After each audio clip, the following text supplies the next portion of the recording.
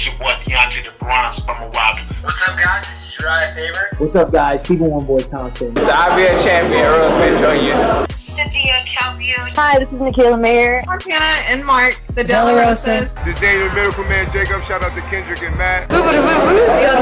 And you're listening to the Slip and Dip podcast. And you're listening With your boy Kendrick and Matt. And you're listening to Kendrick and Matt on the Slip and Dip podcast. Woo!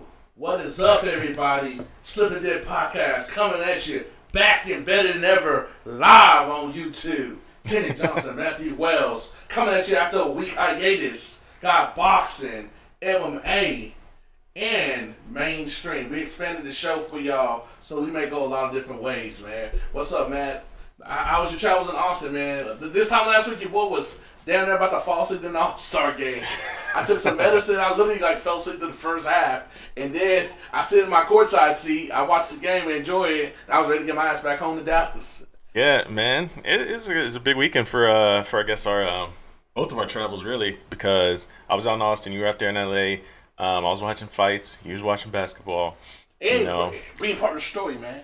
Yeah. I mean, it directly being a part of a story. It's like when I left Saturday from that party, I didn't know what I found out on Wednesday. Right. Yeah. Exactly. We'll talk about that in a little bit, but yeah, we got a lot to talk about because obviously we took last week off since we were both away from the city, away from the studio, and we couldn't get an episode in, but this is kind of like a chill episode for us this week too. We're just gonna kind of catch back up on everything, and then we'll hit you guys up with some high quality guests again next week as well. But yeah, man, let's just catch up on everything. UFC Austin obviously was the card that I was at, last week, and yeah, we can talk about that a little bit. I mean, main event obviously was Cowboy Cerrone against Yancy Medeiros. They had a very, very cool moment, man. Yancy Medeiros is just that dude that's just so happy with life. I don't think that dude's ever been mad in his life. It seems. Got out there, got knocked out with just seconds to go in the first round. Got his wits back about him, then hopped over the fence and gave a hug to Cowboy's grandma. That kind of stuff. I like to see that kind of stuff just as much as I like to see a true animosity, true rivalry. You know what I'm saying? You gotta have the good, gotta have the bad, gotta have the intensity, gotta have the love. I don't mind that stuff. I love it. I don't love it. I don't mind it because there's some good guys, but at the end of the day, it's all about getting the wins and losses. And yeah. It's my man Yancy, he's an entertaining fighter. Yeah. So is Cowboy, but Cowboy's kind of like the original. Yeah. So it's kind of hard to duplicate the original. Yeah, and Cowboy's one of those guys. He tied the record for the most wins UFC with GSP and Bisping. And I asked him right after the fight. I was like, hey, big thing, man, to tie that record with GSP and Bisping. Only difference is those two guys have titles. You don't have a title to your name. And I asked him for it twice, right? What's that? He's fought for 2 titles, hasn't he? Just Dos Anjos, I believe. Okay. Unless if I'm missing something, anybody out there, let me know. But yeah, he kind of laughed about it at first, but he was like, nah. He's like, title doesn't mean anything. I mean, he's a surefire Hall of Famer. At the end of the day, there's no doubt about it. And if he ever gets that, he told me, he was like, if I ever get that opportunity to fight for title, it'd be all gravy. But it's not anything that he's gonna lose any sleep over if he doesn't get it. No, he's a guy I would say I don't like him. Cowboy's a guy. I wouldn't call my ass at 3 o'clock in the morning, literally, but that's a whole nother story. For real, that's a true story. But that's the entertainment fighter, man. I got respect for what they do, but at the same time, I'm looking for that guy that's gonna find a way to get that hand raised. That don't care about getting yelled or booed, like a Kamaru Usman. Every time you say, the winner. By your institution, the Nigerian Nightmare, that's all you want every time. Want that hand raised. Yeah. It's cool to be yes and no, because that chef Yancy Medeiros is what, 28, 29? Something like that. Yeah, he got maybe 2 or 3 years left, maybe. It's like Justin Gaethje.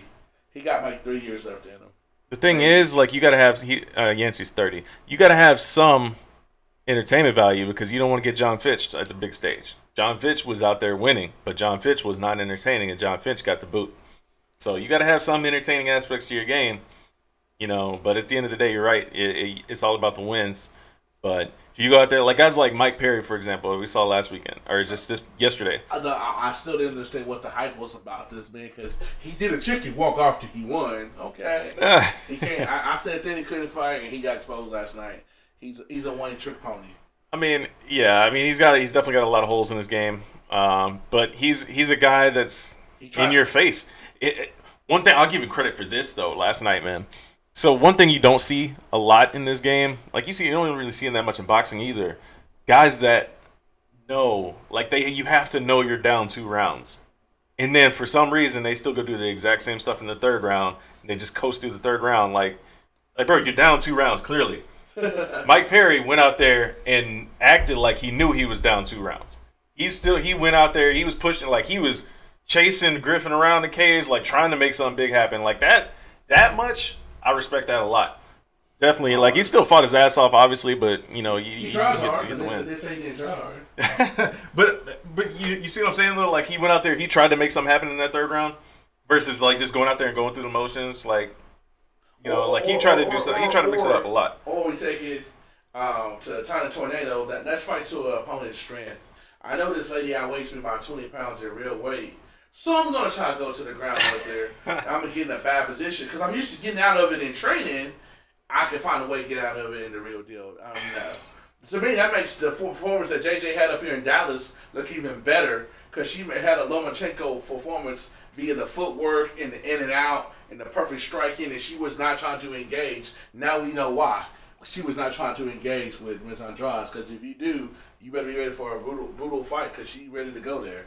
Yeah, listen, Jessica Andrade, she's a bully, man. She's fought at 115, 135, 125. Like, she's fought at all those weight classes. I knew, like, when she was going to get in this fight with Tisha, I knew it was going to be bad news if it got into the clinch, man.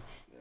But she volunteered and went to the clinch, though. That's what I'm saying. Like, I get, like, Tisha's got a solid ground game, too. So she kept trying to lock in these submissions, but Jessica's just too strong, man. It's like it's like people do some stuff in practice, but they really think it can happen. And when it doesn't happen in a fight, it's like, oh shit, I don't have plan B. Yeah, it was not weird. Not just her, just a lot of fighters are like that. It was weird, man, because you know it was a good fight for Tisha in the 1st round. Like she was sticking and moving, you know, creating distance, getting in and out, landing shots, while Jessica was just marching forward. She's hitting her with quick 1-2s and then getting out and resetting.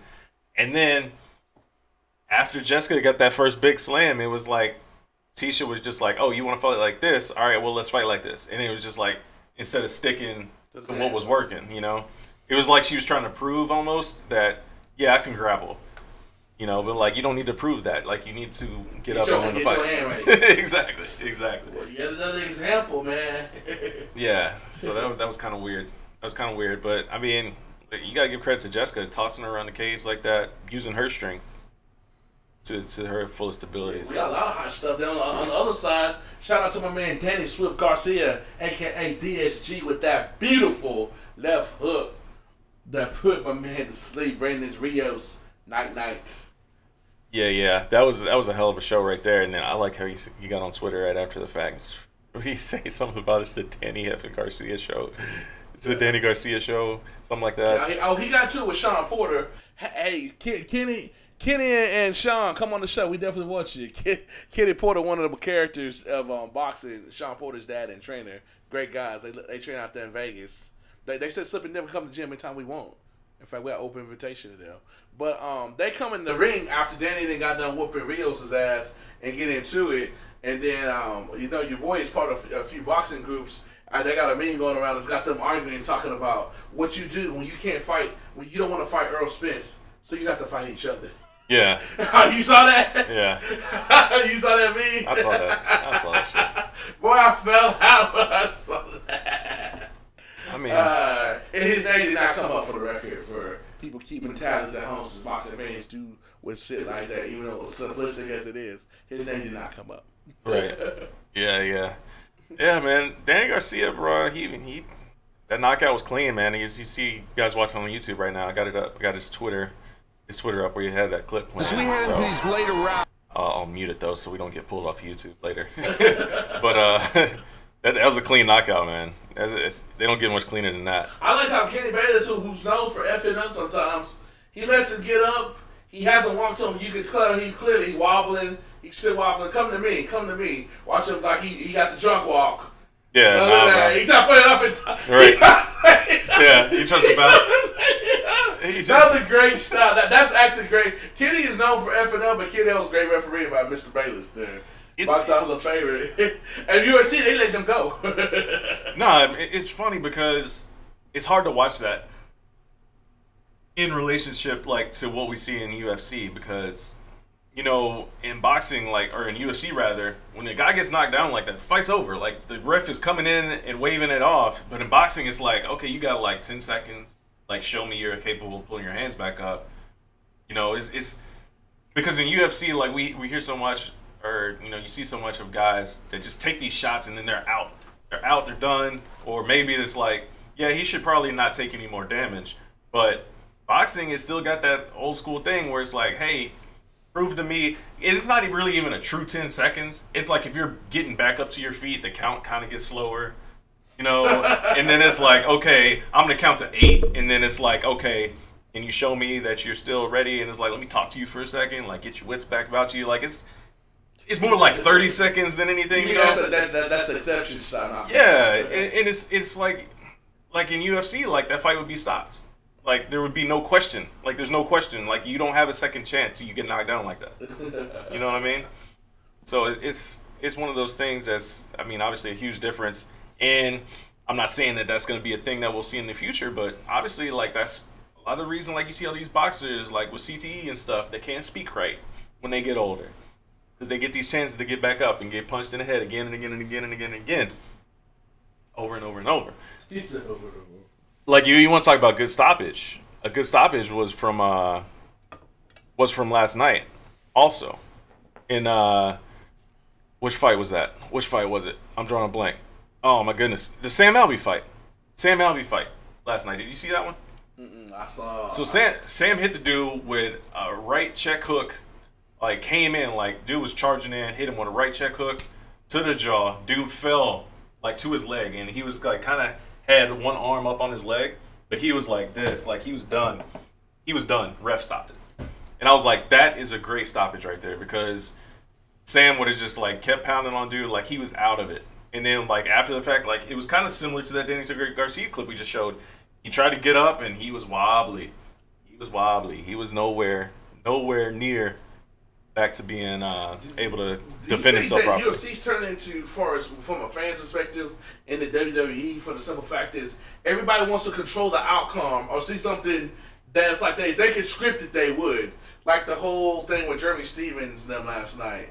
Oh, by the law, the rules, that should have been a disqualification. Like, stop it. No, it should have been. No, I mean, it shouldn't have been a disqualification. No. Like, no. Here's the thing. He was in that position from a legal punch, and those elbows were, he was turning into them. That made them legal. It wasn't like he was in that position and he went bam, bam.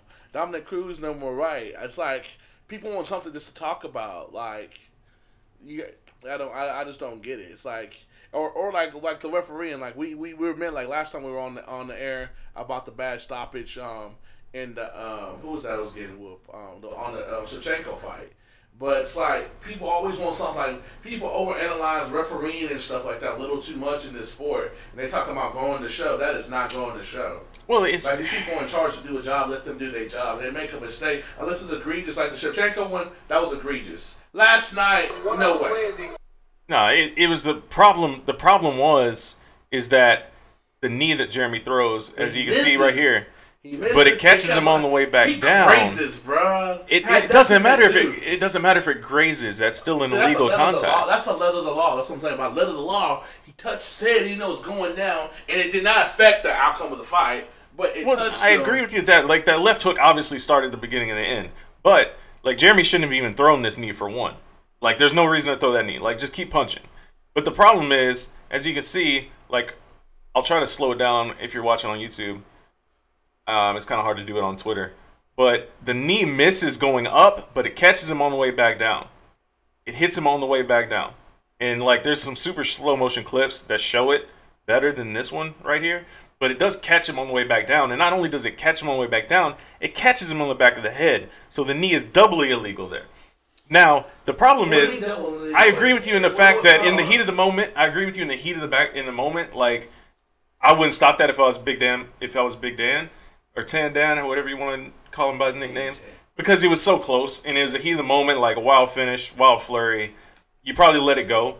But if Josh Emmett does go and tries to challenge this, he probably has a case to get this overturned to a no contest. Because not only was it the knee, all these elbows, too, that follow up. These the elbows that were right before it. They were to the back of the head. A couple of them landed in the back of the head. Yeah, he kind of turns, but like that one right there. That one was clearly in the back of the head. So it's one of those things, man, where it's like it's in the heat of the moment. I don't think Jeremy should have this overturned because it was like it says, the heat of the moment. Crazy shit happened. He was churning because he was getting hit. Yeah, he's on survival mode. Hit in the head, like he hit, boom. So yeah, he's on survival mode for sure. He's on for survival mode. I'll give him that all day. But my thing is like letter of the law, like you're saying. Emmett will have a case at least if he tries to challenge it, and he said he is. He said he's intending on doing that. So switching back over to boxing this week, our man that's in the intro, Mr. Bomb Squad himself, turns to the ring. Gets back in there between Luis Ortiz, that man that took whatever he took that was illegal, that finally got out of his system. They do battle March 3rd, this Saturday, Brooklyn, New York, Barclays Center. I think Deontay's going to be in still. What do you think about Mr. Wilder's prospect? Ortiz hits hard, though. We have not seen him push, but he's one of those, as they would say, got one of those hidden birthdays. They say he's 40, but he might be 45. Yeah, listen, the way Deontay's been fighting, man, like, it's hard to pick against that dude. It's hard to pick against that dude. He's just so aggressive, but it's like a controlled aggression, too. It's not like he's just going out there all, just swinging for the fences. It looks like that. Like he said when we had him on the show, he said it looks like he's uncontrolled. It looks like he's just swinging and trying to hit anything that's not air. But the dude, he's got some method to his madness, and I think that we're just gonna see that again on Saturday here against. That would be cool if we got another meme like last year. Like, oh Lord. That was one of the funniest Nagas ever seen. He said, I quote, direct quote from Deontay Wilder on the Slip and Dip podcast. That nigga said I want to make him, he wanted to be famous, so I made his black ass famous. Yeah. It was like episode 24. He was like, yeah, I think so. Man, Deontay's a fool. Dude is hilarious. Dude, I mean, listen, I can't pick against the guy. I can't pick against the guy. It's just like you see him, always posting up his training pictures and stuff like that, and it's like the intensity that he's doing it with. It's like, how can you pick against this guy? The crazy thing, he's a great guy outside the ring, but when you're in that ring, you see what you seen up on that screen, and we're about to see that. Ooh Lord, they got the ring on there. I don't know. This is just his Twitter page. Oh, you should go to YouTube and go down to all the knockouts. I've seen the fight 3 times. They all start by a knockout, and still, every time I see that man fight, and another reason personally why I want to see him beat Ortiz is because that's the fight that we all want to see in the boxing game. Deontay Wilder, Anthony Joshua, somewhere in Las Vegas doing a battle. Yours truly will be there all week. Whenever that goes down, I will be around. That's an international. That's for sure. That's a huge international showdown right there. Your boy will be there. Hell, maybe I can get you in, baby. Hey, if it all pull goes some strings for you, so you can see the difference between a UFC boxing week and a boxing fight week. I guarantee you go see some shit you never seen before, or you go see some real life people that about that life. Yeah, no doubt. Ain't no posers in boxing. People about that life. Hey, shout out to Dan from Oregon on our YouTube page, giving us some comments. He says, nice interviews with James Vick and the Black Beast. Man, we appreciate the comments, man. Thanks for watching. Thanks for listening. We're gonna have I believe we'll have Black Beast on next week, and James Vick here again soon. He's out there enjoying family time with the wife. I think he said he had a honey-do list to do after his fight. So James Vick is taking care of that as he gets ready to welcome his new baby boy into the world. So spend some time with the family, and we'll get him back on here again soon. And I want to say to you, fought a top 5 opponent, man. He's game. He's ready. But it's like, it's one of those things. Usually it's like, they ain't ready for the stage. He's never ready. It's the opposite. It's like, are they ready for him? Yeah. Word on the street is he's one of the top 2 most avoided fighters in UFC in regards to weight class. And this is coming from some very valid sources that we have that are friends of the show. Talking about James? Yeah. Yeah, of course. I mean, that was his whole thing after the fight, too. Him and Kamaru are in the top 3 for the most avoided fighters in UFC. For fans out there listening, think we just talking a bunch of noise. That means when people get the call and their name get picked up, they say no. And we got some top 5 people saying no. For people, because like I hate when people think like, why we just bringing this up because they think certain people are the only people with sources out here. We don't just be putting them out there like some people, but our shit is pretty accurate. Check the tape; it don't lie. Yeah. And I digress. Yeah, I'm trying to pull up his video, man. But yeah, that's all he was saying after the fight was that, you know, he's trying to get into these fights with all these guys. He's trying to get these top guys to fight him, but they don't want to fight him. Yeah, when Sean Shelby call their number and his name come up, no, I'm good. We don't want to see him. Yeah, that's the thing, right? And these are legit people that you wouldn't think they'd be saying no. Yeah, he's got a good point though. I mean, it's like, you know, he said he's open to fighting at 172, which is you know, the thing. I think the funny thing was, why'd you go back to the slip and dip? Oh, that's you. That's y'all? Yeah, that's from the post fight. Are you gonna put it in? You gonna pump it in? Nah, I'm gonna get to where he's starting talking about. You threw me a curveball. part of live streaming YouTube. we got stuff I literally have never seen before. Yeah, man, we're doing it. We're doing a thing. We're doing a thing here, man. We're getting it done. He said Dan is saying he listed every person who's ducking him, and then the UFC shows those guys for a bit of punishment. Hey, I mean, that's the thing. That's like what used to be the thing, right? Pipe that in? I ain't heard this myself. You haven't heard this? I'm actually interested. Yeah, this is just his post-fight interview. Sure. So you mentioned the dislocated finger. When did that happen? What happened? I mean, it was either the end of the second or the beginning of the third round. He threw like a kick, and I put my hand up to block, and I looked down, and it was bent all the way backwards. And I was like, oh, and I looked at him, and he saw it. And I was like, no. And I popped it right back in place and just kept going. And that's why in the third round, I really didn't throw my right hand much. I stayed in front of him, but I just kept doing side kicks, keeping him off, because I didn't want to, it was hurting real bad. I didn't want to throw it. Try to get to where. So I had to make it skip work. ahead a little bit. I'm disappointed they didn't get the finish, but I'm very happy with. Of course, John threw out some good questions, too. We'll have John Morgan on. I mean, obviously, you go out there, you get win after win. Is there anything that you can do that you see that you can, get these guys' attention? Basically, the UFC is going to have to force these guys to fight me. Sean Shelby tells me on the phone, he's trying hard as he can to do his job. He tells me these guys want no part of you. He straight up tells me that. He's like, he told me, he goes, I'm going to try to make that fight. They wanted to make the Chiesa fight because it made the most sense. The dude beat me 6 years ago on The Ultimate Fighter. Okay, and the thing with him, the problem I have with him is he says that I'm not ranked high enough to fight him. Okay, I understand, dude. If you think that you've worked harder and you've earned a higher ranking and I don't deserve to fight you because I'm not ranked high enough, okay, I respect that. Until you start calling out Evan Dunham, who's ranked fucking below me, and now you're fighting Anthony Pettis, who's ranked below me. So that whole argument just went out the window. Because you're agreeing to fight guys that are ranked below me, but I'm not ranked high enough for you. And Kevin Lee's turned out 2 fights with me already. Back after I beat Glyco Franca in Vegas, before I lost my only fight to Dariush, Kevin Lee turned down that fight with me. And I have text messages from Joe Silva and Sean Shelby on both of these for if he ever tries to deny that, I'm going to expose his ass on social media. I mean, he hasn't really denied it. He just hasn't even mentioned it. They don't want to mention my name. I don't care. I'm done with these guys. If they don't want to sign, if they don't sign the. Yeah.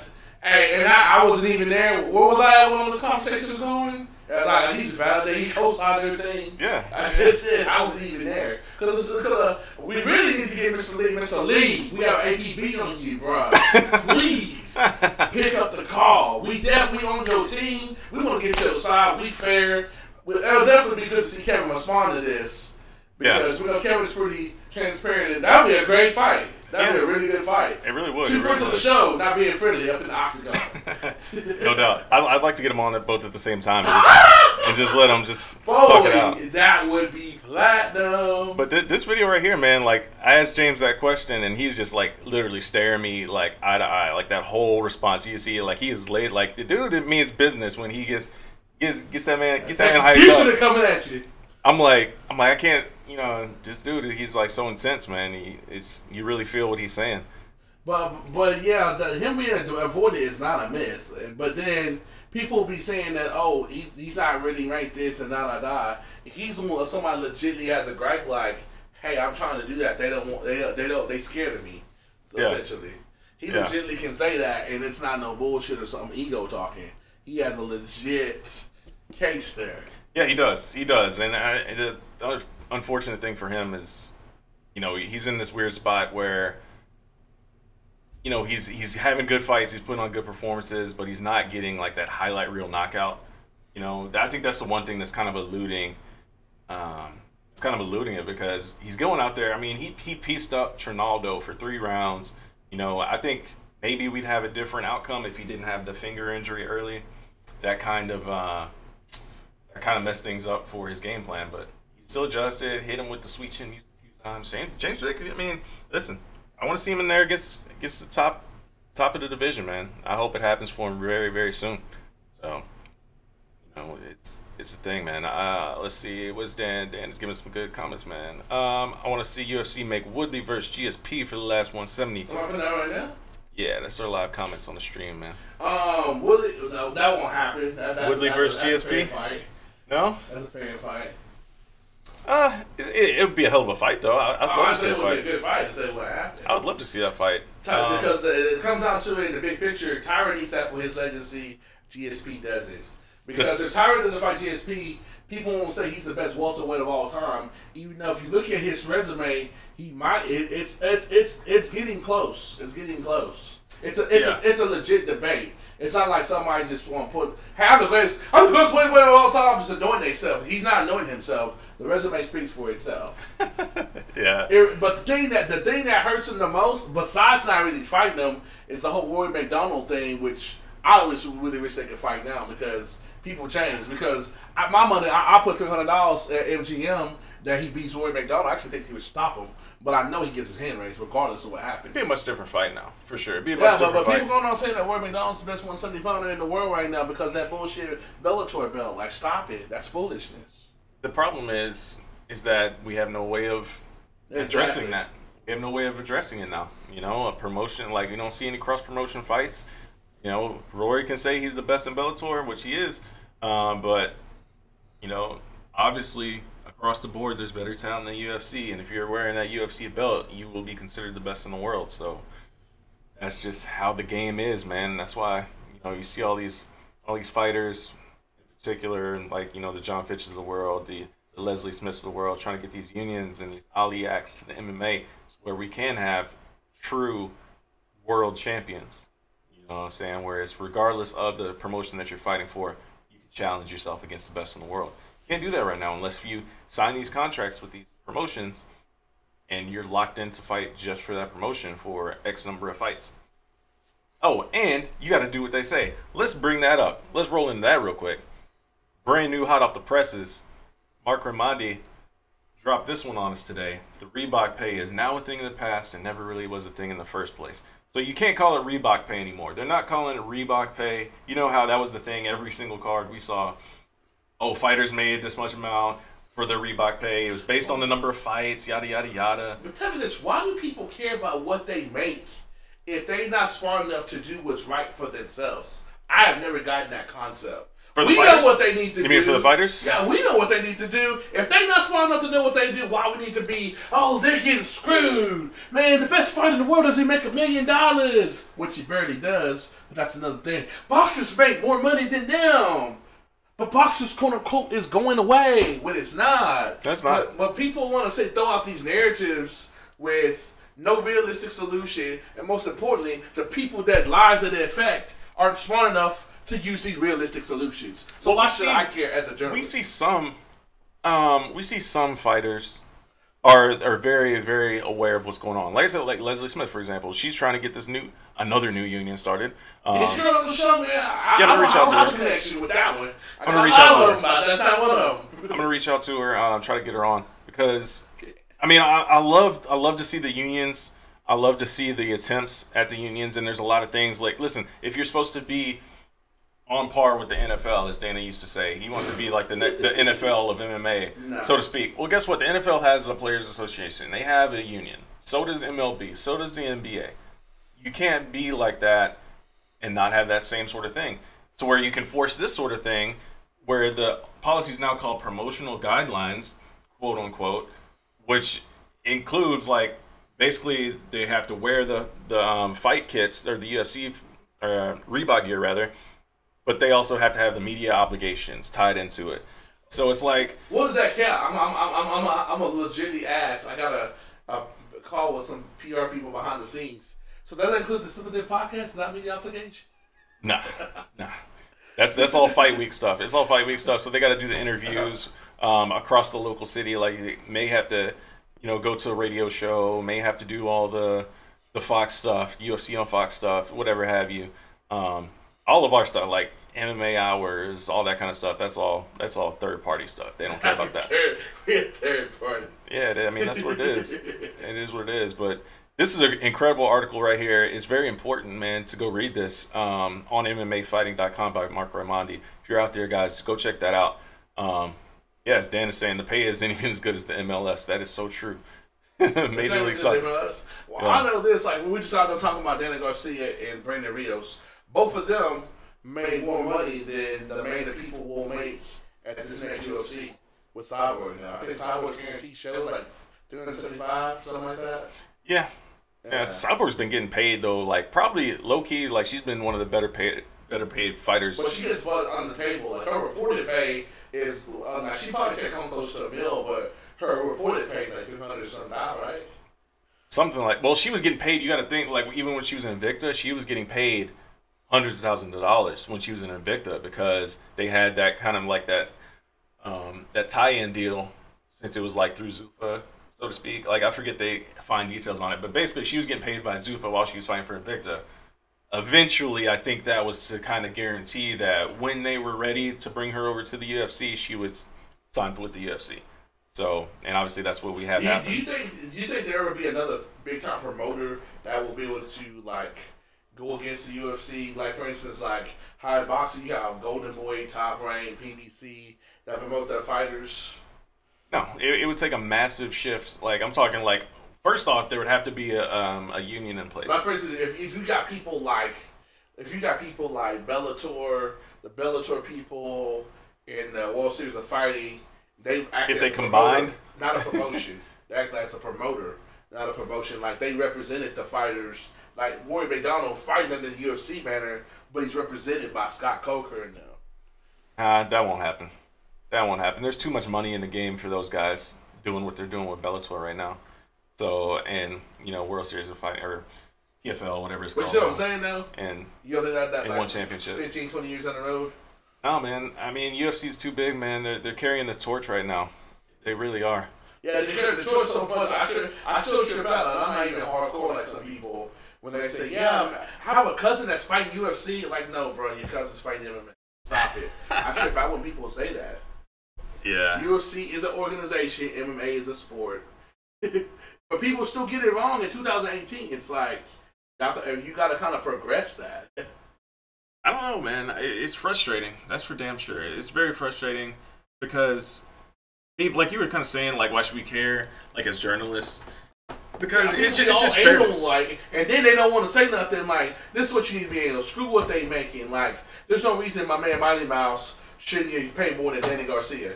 10 times more people know who Demetrius Johnson is than Danny Garcia. But Danny Garcia walked away with like $2.5 million last week for whooping Brandon Rios' ass on HBO. I mean, my bad. Shout out. Showtime. Right.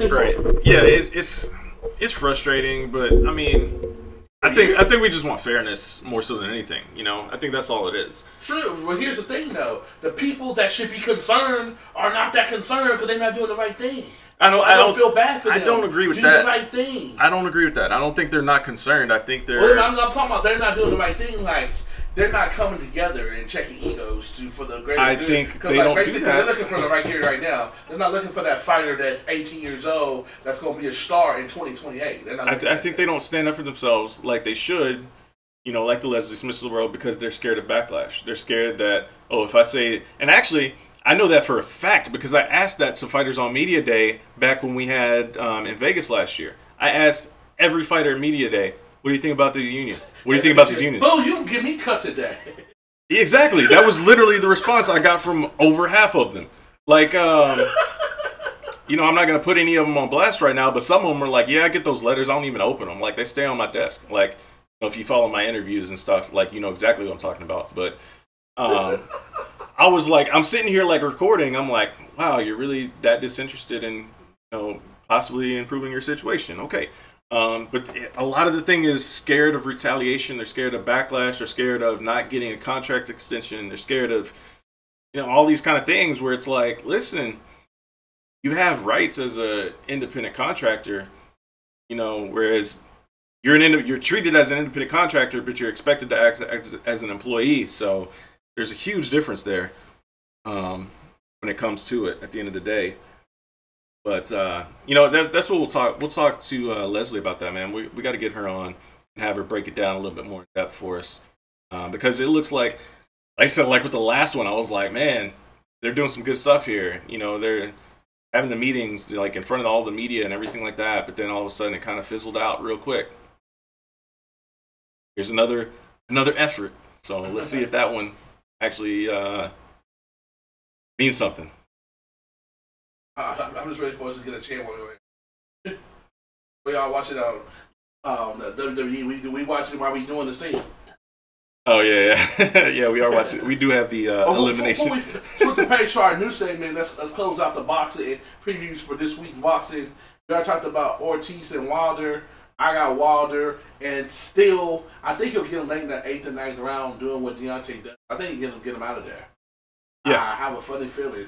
But the card itself is pretty legit. You got Anthony Durrell versus Jose Aztequi. Aztequi, my bad. He's the guy, if you remember, he was the guy that was winning the fight, and the uncle came over in the middle of the fight and started fighting him. And I felt bad for that man. Like, usually it's like fighters a gladiator sport you sign up for. This man had literally was winning the fight, and the guy uncle gets mad and just catches him and hit him harder than the boxer did and caught him off guard. I felt bad for that man. Like, he was, because they stopped it for low blows, so they're going to redo that fight, Anthony Durrell and Jose Aztequi, and then Jamal Charlo and Hugo Centeno. I don't even know who Hugo Centeno is, but I can put money on this. Didn't that fight get delayed? Oh, well, Charlo got put on? No, Centeno got injured. Okay. Or it got rescheduled. It's rescheduled April 21st. It was supposed to go on March 3rd, but he had a rib injury. April 21st where?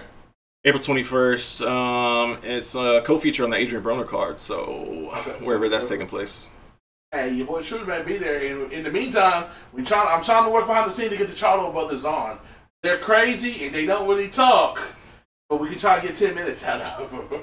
Yeah. They about that life for real. If you're from Houston, hashtags Third Ward, you know what's up. Them boys about that life. Yeah. And then moving on to the UFC 222 card. Yeah. I really think they come on now. I know that there's a reason that you're surely canceled his trip to be out in Las Vegas. I'm not feeling this card. There's no way this chick beat Cyborg. She lucky she go 3 rounds. She ain't going 5. But to me, the guy with the coolest nickname in UFC right now, Brian T. City Ortega, is living up to the name. And the tie in last night's fight, I think Jeremy Stevens is alive. I think T. City would be better off fighting Max than he is Jeremy Stevens for style-wise. His style and Jeremy Stevens' style is a bad matchup for T. City. Because there ain't going to be no recovery once you get your cobwebs out of Jeremy Stevens. He will get him out of there. Yeah. We see T. City take damage and come back. Ain't no comeback. Ain't no comeback. Well, okay, before we... Ask Josh Emmett about that comeback. Ain't no comeback. If he gets hurt, Jeremy Stevens will get his ass out of there. Yeah. So let's slow down a bit. Let's go back to the main event. All right. Ain't nothing talking First about question. Cyborg all day. First question. When was the last time we had a shadowy figure in the main event? On the UFC.com. I actually seen video of her though, so I know she's somewhat legit. I actually seen video of her. So, That's your favorite. That's an automatic L. I didn't know that. That's if I didn't know nothing, but just looking at the thing, that's an automatic L. So it's like they got this shadow to fight Cyborg, the baddest woman on the planet. Come on now. I know how you love those shadowy figures, man. I know how you love them. So I had to point that out to you. For that. Yeah. The problem is, man, listen, Yana's she's a tough chick, man, but Cyborg's on a different level. We saw Yana take an L against Tanya Evans. Hey, I got a call from Danny. Yeah, Danny, he just hit me up on Facebook, man. He said he wants to come on, but he wants to talk some trash about our fantasy basketball. So sports. Yeah, unless you want to come on and talk some sports with us, man, we're not going to talk about the fantasy basketball right now. He just wants to talk. He just wants to talk some trash. Anyway. Yeah, exactly. But yeah. So I agree with you there. I think Chris Cyborg gets it done. I'm enjoying the Chris Cyborg that we're seeing now. Like our man Jason Perillo said, when we had him on a couple episodes ago. She's evolving. He's even evolving. at this stage of the game. She is evolving as a fighter. But the thing is, the way she's evolving, like, guys should take what she's doing. I don't understand. Like, you watch tape of her, she cuts off the ring, she has great hair movement, she has defense. When she does get into the little ball action now, even though she knows she's got the bigger trigger, she knows when to step off the gas and strategically break you down versus coming in like a straight bull in her younger days. But yeah, she was the bully, but the bully left herself open for somebody from like had that little David moment and catch her ass with that hook she didn't see. Now she sees everything. She slips punches. She knows how to roll with it because people don't realize Holly Holm did tag her a couple times, but she was able to roll with it and counter, which is boxing 1-on-1 that these so-called MMA fighters they learn and they do in the gym, but they don't do in the motherfucking fight. I don't get it. I've only seen a couple fighters do that. It's like, what do you do in training? What do you do? Yeah, no doubt. It's funny. I mean, some fighters they definitely do that kind of work. Some of them do, but I think you show it though. Well, yeah, but again, like the level of competition she's facing, like she really only has competition like maybe in the form of like one or two girls out there, whereas guys they're more on a level playing field, so it's kind of hard for different things to show off. For example, like you're saying with Frankie Edgar Ortega, man, that's gonna be a hell of a fight. It's gonna be a hell of a fight because Frankie's just relentless. He's always straightforward. The problem is this fight's gonna be won in the clinch, obviously, considering how slick and how like devastating T-City's jiu-jitsu is. He's just like on a whole nother level when it comes to MMA jiu-jitsu. It's not like just no-gi jiu-jitsu, it's MMA jiu-jitsu too, because he mixes in strikes as well too. Like he mixes in strikes as well to set him up. He's got some slick boxing too. Frankie's also, some people want to write off Frankie already, man. Frankie is a beast. A beast. He's just so damn like scrappy too, man. He gets in and out, and he hits you with quick combos, and he's out. And then he's always moving. He's always in and out. He's got the head movement. He's just constantly always working. T-City, man, he's on a roll. He's undefeated. I mean, obviously, some people want to point to the tainted, thing where he popped at one time, but hey, you can't deny this man's performances in the his recent showings, recent outings. So who you going with at the end of the day? End of the day, man, I don't know. I'm honestly, I'm not gonna have a pick in this fight. I don't think I will, because it's just too evenly matched for me. I think the only place where you can say that there's a clear advantage is that Ortega has an advantage when it comes to jiu-jitsu. But Frankie's a hell of a wrestler too, and he's real scrappy. He rarely gets himself into bad positions like that. So it's tough, man. It's tough to pick this one. I want to see what our man Dan Tom has to say about this fight. See how he's feeling about it. But it's a tough one to pick. It really is. It's a tough one to pick. So I'm looking forward to that fight for sure. Obviously, I think that's the people's main event. Yeah, that's the people's main event right there. The rest of the main card, though, man, there's decent fights on it. Obviously, we get Kat Zingano in her return against Caitlin Vieira. That's gonna be a good scrap. My personal friend and favorite, one of my favorite. We love us some Kat over here. She's a very, very nice lady, very resilient lady, and it's gonna be good to see her. I want to see her fight more than once in the cage. It's like she fights and then she doesn't go away. So it's kind of like hopefully she's back and mentally and physically, and we can see the real Kat Zingano who was on pace to be a champion, because we know she matches up with Amanda Nunes because she's the last person to beat Amanda Nunes. Yeah. Got a nose ball can still whoop the ass. Right. So that would definitely be a good fight to see Amanda fight the last lady to beat her at 135, because she has no answers for Cyborg at 145. And it sounds like a dream fight on paper until she get clocked and stopped in the third round because she gasses out and Cyborg know them combinations on her ass.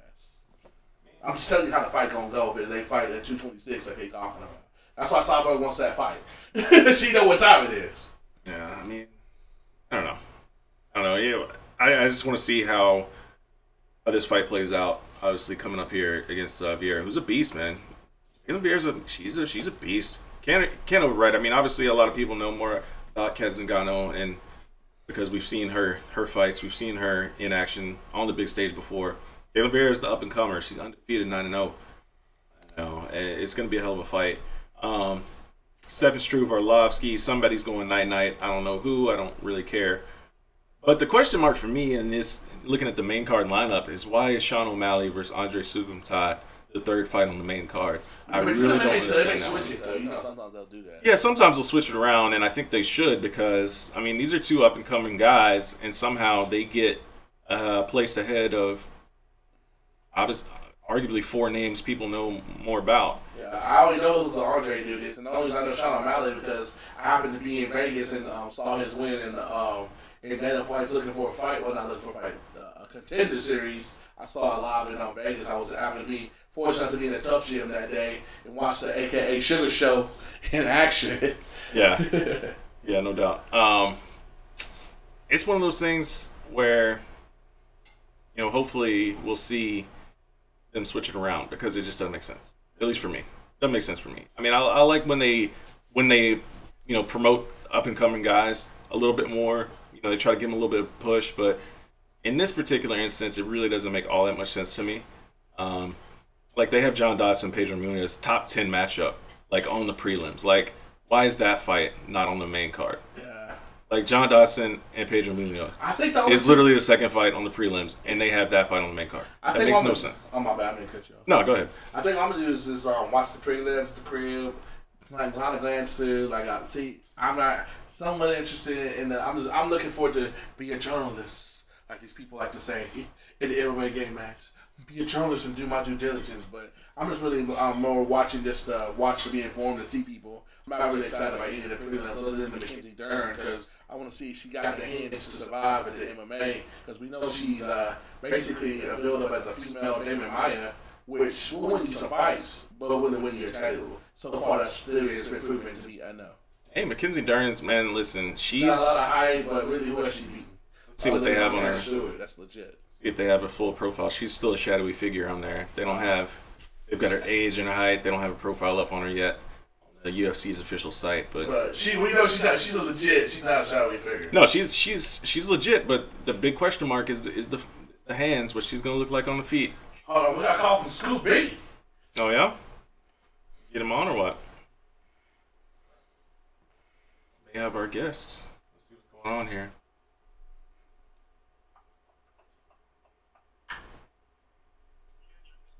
What's up, man? Those on the live stream, we'll try to pause this for just a second. So.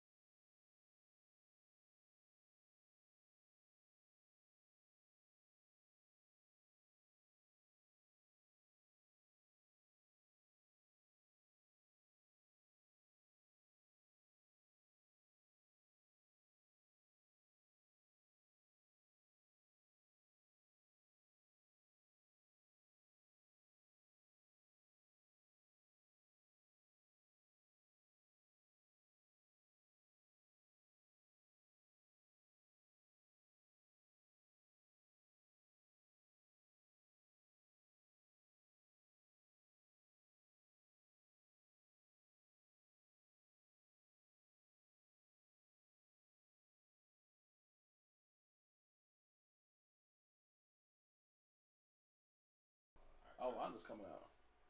Yeah. All right, we're back, guys. We're back out there watching on the stream. Yeah, we're thought we were having a guest. We had some one of our guests call in, and we set that up for a little mix up, but he will be on next week. A little surprise, which is a perfect segue into what we about to expand the show. We talk about MMA, we talk about boxing, but we're gonna talk about a little everything, especially with us being from the Metroplex. I'm back on the NBA scene. Matt's hometown team, the Dallas Mavericks, having all this crazy controversy, man. Like, it's weird, like, because it's like if there's an organization that would have a scandal, you would think it'd be the Cowboys in Dallas. Like the Mavericks. Well, they have their share of scandals as it is already. Come on, we don't need to put any more scandals on Dallas, on the Cowboys. But the thing that tripped me out is Matt calls me up because even when we don't see each other, we talk often.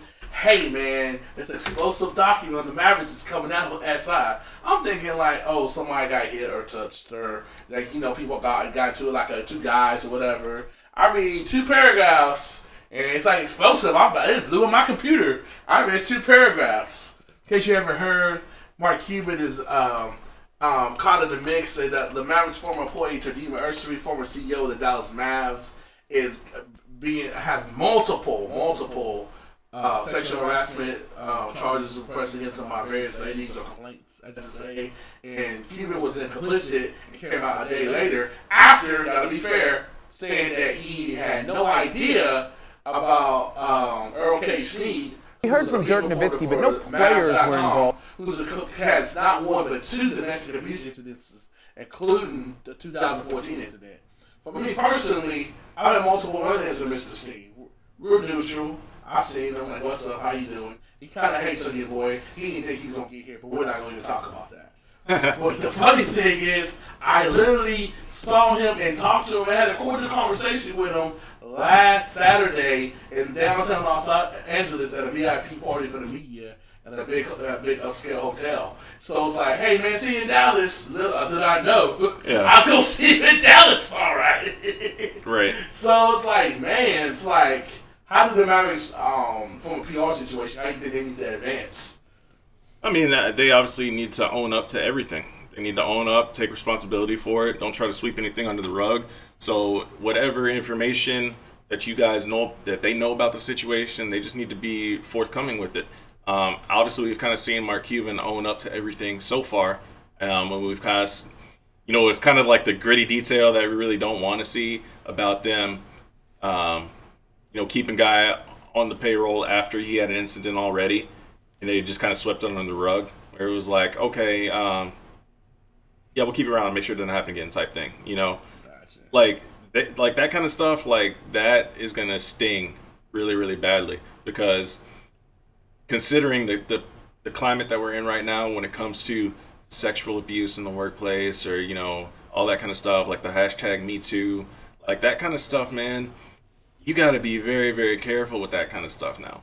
It's like, to the point, like, to me, like, I got a 9-to-5 at corporate office now. Like, I don't even talk to any of the women there. Like, I ain't even talk to you. Hashtag that too. Yeah, it's like, you can't even pretend to falsely accuse me, because I ain't talking to none of y'all. So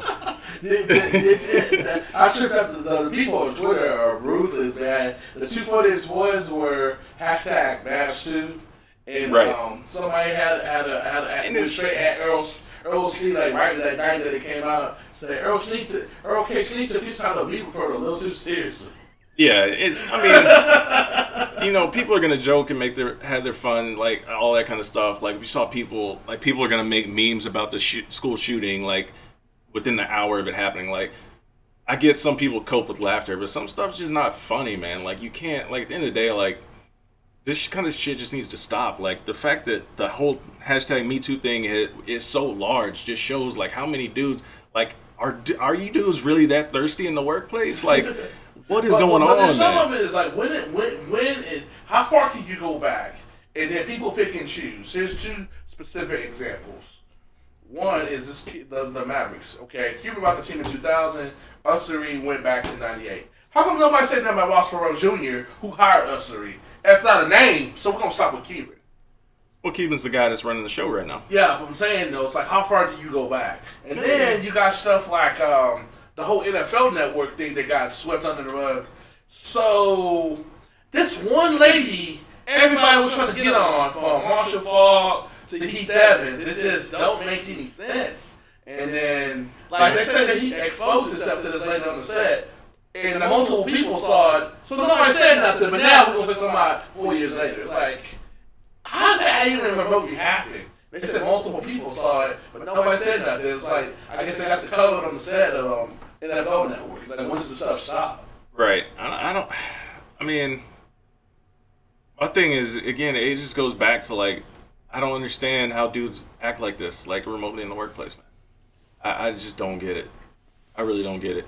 And, you know, are the punishments, like, enough, like, to stop guys going forward?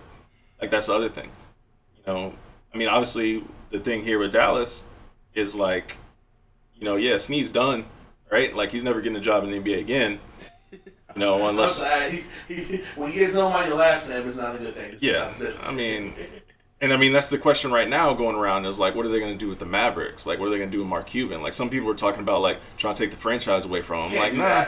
Now, I would say this. If he was Ussery... I wouldn't go that far. If he was Ussery, it'd be a whole different narrative. But it's not.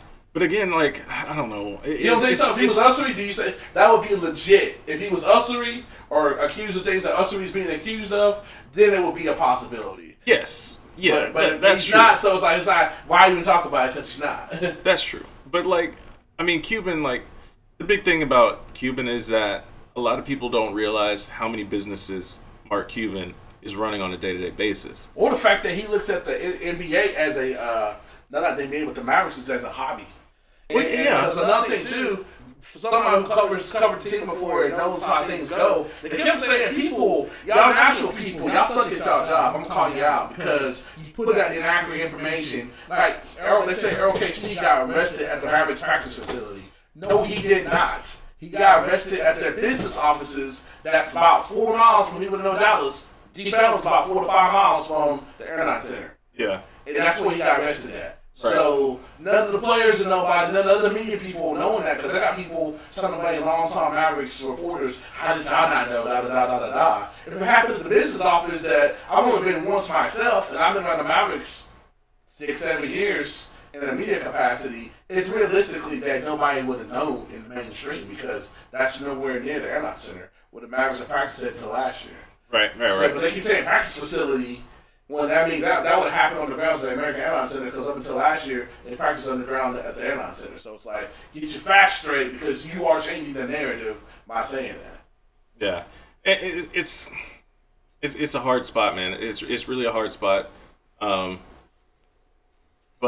again, just going forward, man, all these dudes, just stop being so thirsty, man. That's the big takeaway. Like, you know, it's very, very belittling to women when you have these issues going on in the workplace. Like, they're there trying to collect a check and go home. Like, just because you're attracted to somebody in the workplace, man, like, doesn't mean, like, you got to do all this stuff, like, to make it an uncomfortable situation for them, like, to try to make a living for themselves. You know what I mean? And it's very unfortunate that we keep hearing things come out like this. And then we hear one that came out about the Mavs. We're like, all Dallas radio has been about Team Tank and like what draft pick, you know, the Mavs are gonna get, and then all of a sudden this comes out and just blindsides everybody. Somebody saw the pull up to the Twitter. They like, I was reading Mavs trending, and like, man, people taking these taking comments way too seriously. And then I was reading, and I was like, whoa. Yeah. Did you see that? Yeah. So, it is what it is, man. I just want that stuff. I want to have to stop worrying about it. I went full screen there on our on our elimination chamber. Ronda Rousey's out there throwing Triple H through tables. If anybody's out there watching the elimination chamber. So she just signed her contract with the WWE. We couldn't hear what they were saying, but it looked like there were some intense words exchanged, quote unquote intense words. But yeah, what else do you want to hit up on, man? We're about an hour. I think we're about ready to wrap up this episode, huh? people need to stop this whole NCAA thing. I hope it blow it up because these that's the last MFers thing be I want to talk cheating. about. Man, this is so obvious. So I'll go back to my playing days. Yours truly played 2 years at University of North Texas. I could hoop a little bit, had a little game, whatever. You know, got recruited. I played against people like Corey Biggetti, Mike Miller, Carlos Boozer, who said he might come on the show. Talked to him last week out on All-Star. Shout out, Booze. I definitely want to get you on here. But everybody knows since back in the day that the Dukes, the Kentucky, how do you think they get all these schools every time? These Dukes are not coming because, hey, I want that Duke education. Hey, I want that Kentucky education that most of them don't ever finish and get. They're getting something under the table. Like Corey Biggetti, he got paid by his AAU coach to go to Duke. Everybody knew. If Maya knew, Coach K knew. But since people like him, they sweep it underneath the rug. That stuff's about to get exposed. Yeah. Yeah. This is one of those things. It's not just one team. There's a lot of them. I'm not trying to point out shit. Yes. Don't at me, Duke fans. It's everybody. It's Duke, North Carolina. I would say the team that probably don't do it or do it the cleanest way is Kentucky. Because Coach Calipari knows everybody's looking. They've been taking shit for a decade, bro. They haven't found nothing. Because he doesn't directly do it. Coach Calipari would have been in that cop. They've been trying to catch this man for years. That's fine that he's not doing it, but it's still happening. That's the problem. And it's not really a problem because everybody does it. Listen, I know guys that play ball at smaller colleges in the Houston area. I won't name specifically where, but those guys were getting money. Like, everybody's getting money. Like, this is not a surprise to anybody. The only reason this is even a headline is because somebody uncovered a specific amount in a specific conversation, and the FBI was involved. And the FBI was involved for what reason, I don't know. Like, it's like, listen, this is not a secret to anyone that remotely knows anything about college basketball. This is not a surprise that guys were getting money. But they just want to be like, oh, we uncovered this big epidemic. Like, no, it's been going on forever. And the main reason it's been going on forever is because the NCAA has a stranglehold on these athletes, and they're treating them essentially like slaves. Yeah. And I know some people want to say that. Further. They be pimping these kids. Exactly. They want to say, oh, these kids are getting paid through their full ride scholarships. No. These schools are making billions of dollars. To the tune, I think they had a number that came out the other day. I think it was like $3-point-something billion last year for college basketball. And you're telling me these kids can't even make minimum wage while they're hooping? You're telling me these kids can't get their own job while they're hooping at school? Like, the restrictions on these kids is ridiculous, man. And that's why everybody is getting something under the table one way or another. And, you know, they have their loopholes. They have their own little things. Like, they won't even classify these guys as, like, work release. Like, what is it when you work on campus? Like, work study. They won't even do that. So it's just ridiculous to assume that, you know, it's like a,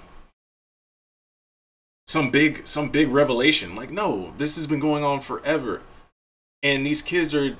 It's unfortunate that these kids can't make any dollars for themselves while they're playing for the NCAA. You know, all these kids that want to go play pro ball overseas and then come back to the NBA. Listen, if you got the game to do it, do it. Because at the end of the day, if you really want to go to college like that, you can go to college like that whenever you want. And then I got some people faulting. Well, the players know the rules; they should take the money. Notice not to be. Let's be the facts out. The kids that are taking these monies are kids from the inner city that are trying to change their family's lives. So, well, you can't fault them for taking that money. Yeah. Yeah, and this kind of ties into the whole thing, like with the, you know, the UFC and the outfitting pay and, you know, that kind of stuff too, man. It's like, listen, these guys are going out there, they're busting their ass for you. The college basketball players, they are, you know, they have all these strict restrictions now on how much time they can practice, yada, yada, yada, all that kind of stuff. But at the end of the day, these kids, they can't live. They can't live. They can't be expected to, you know, earn any money for themselves. And you're like, oh, how many times are we got another comment. Get Derek Lewis again by Mark on YouTube. Hey man, we're gonna get Derek back on. Thanks for dropping in and listening. Derek should be on next week, I believe. So look forward to seeing that next weekend. But he got the call. He did take the call. Yeah. So we're looking forward to that. But It's ridiculous, man. It's, again, and not surprised, like, the whole ordeal, this is only a scandal because the NCAA made this a scandal. You know what I mean? Like, this should never be something that's in place anyways. If you want to iron out the fine details of who's getting paid more, like, that's one of the arguments is that, well, like, how do you figure out, how do you pay, like, this top guy or this top recruit, yada, yada, like, why would he get paid more or whatever, whatever. Hey, listen, I don't care if you pay them a flat rate, like, flat minimum wage. That's more than what they're making now. Like, you know. These dudes legally. Yeah, or just say, okay, listen, you can play every D1 player, every, you know, power conference D1 player, a flat rate, you know, whatever it is. There's multiple ways to go about it, but at the end of the day, these guys need to get paid, and there's no reason that these scandals should be a thing. Yeah, so, yeah, Mark, we just talked about it. Yeah, we just saw Rhonda. Mark is commenting again on YouTube. Rhonda, we just saw her throw Triple H through the table. We got it up on the screen. Of course, we can't show it on the YouTube stream because we don't want to get pulled off, but, you know. That would be a no. Yeah, that'd be a no-no. But, yeah, we didn't hear what she said. So we're going to have to run back the tape and see what she said, see if she was talking spicy, but she threw Triple H through that table kind of nice, though. So. But yeah, so this week, this is episode 42, obviously Slip and Dip Podcast. We are streaming live on YouTube. This was kind of like a fun little episode, man, just to get everybody caught up. You know, we didn't have an episode last week, so me and Kendrick just kind of sat here, kind of rats each other for a little bit. Get caught up on the latest goings on, and next week we will have more guests for you guys. We've got 2 lined up already, trying to get a 3rd, possibly a 4th for the next episode. Do a big to compensate for a week with no guests. But when we do it like this, though, the good thing is we can go live, and you know, I can do a little bit more with the articles pulling up and the social media stuff. So there's gifts in the curse.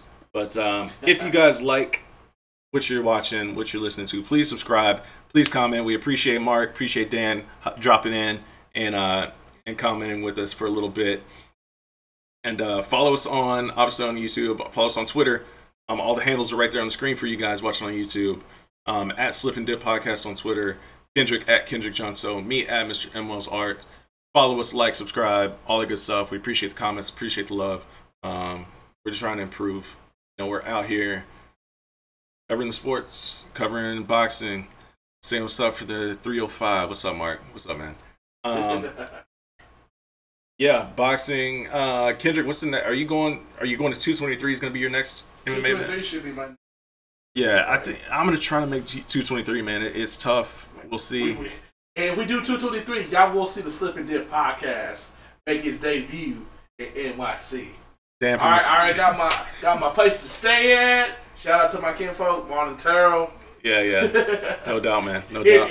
If you live in the New York City area, New York, New Jersey area, if you go to Woodbridge, New Jersey, holler at my kinfolk. He owns a Chick-fil-A, the only one in the area in Woodbridge, New Jersey. Holler at him. Cannot go wrong with Chick-fil-A, which is not common up there. It's common down here in the South, not common up there. Shout out kinfolk for taking care of me once again. Yeah. Cool. Dan says, what's up from the 541? He said he's going to UFC Glendale. That card is fire. That is a decent card, man. That is a decent card. We'll talk more about that one next week, too, with our guests. I don't want to give out names just yet, but you guys just got to tune in. I already said Derek Lewis is coming on. As long as Derek Lewis, you know, will make it work. Full disclosure, Derek was supposed to be on tonight, but he had some things come up. So we're looking to get him back on next week. But it is what it is. Things happen. And yeah, we'll have him on again. And same with James Vick once he gets back from his hunting and his other stuff that he's doing out there with his family. So hey, these people started to notice. They come on the show, they ball, they getting calls. Yeah, we got other guys in the pipeline too from UFC Austin. We just got Angela Hill won a victory last night. Shout out to Angela.